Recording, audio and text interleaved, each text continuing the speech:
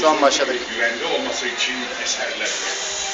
Ülkemizde okullar, üniversiteler, yurtlar, hastaneler, duble yollar, tüneller, kavşaklar, havalimanları, barajlar, enerji tesisleri, adalet sarayları, spor tesisleri, kent ormanları gibi sayısız eser kazandı.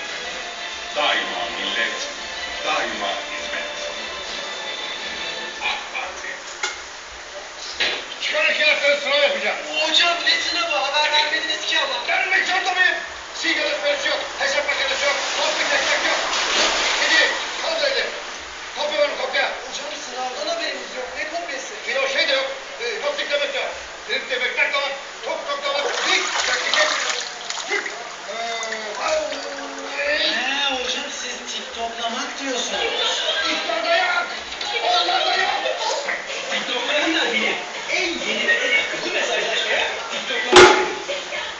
Türkiye'nin en çok tavsiye edilen saç bakım markası Gris'ten